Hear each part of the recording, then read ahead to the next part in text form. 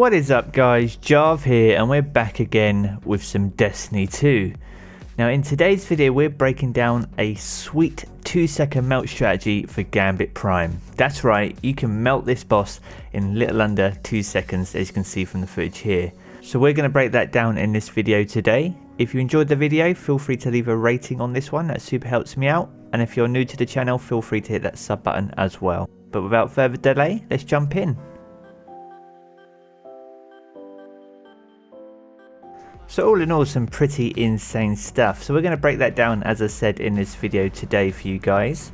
So if we think back to classic Gambit, once you take out the envoys, you can pretty much melt the boss straight away. And in most cases, you wouldn't even need to worry about the envoys if you had a good team composition with the right gear and the right loadouts.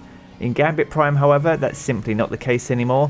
You can't melt the boss on the first phase, but you can certainly melt them on the second. Now the big reason for this is you are damage capped, so you can only do 2/3 damage in the first phase, and regardless of how well you apply your damage and how fast you do it, the game will not let you damage for that final third and the shields will automatically replenish for the boss. So from here what we would do is take out the 3 envoys to get the buff, and we would just use our kinetic weapons and special weapons and try and keep as much power ammo back as we possibly could.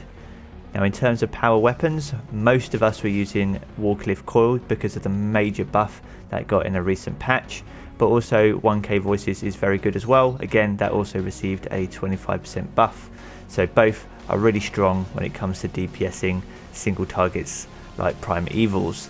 So once you've got your first phase out the way, the damage cap that stops you from melting a boss is no longer applicable. So what you need to do is again rotate around to take out the envoys. What you want to do though is only take out 2 and weaken the third, because just as you start to take out the third one, you are likely to be invaded. So you want to keep the third one alive, because as soon as you take them out, you get that well of damage buff that you'll need to stand in. So you want to maximize that. So you just want to hold off, get the envoy weak, wait for your invade, take out the invader, and then finish off that wizard, that envoy. And then from that point forward, you're good to jump into that damage buff, drop a well down, and unleash with your Warcliffe Coils and your 1k Voices. And as you saw from the footage in the intro, and that you're about to see just here, it literally takes no more than 2 seconds, going from almost full health to absolute zero. It's an absolutely insane method, and one that makes those final encounters in Gambit Prime a lot swifter than they otherwise would be.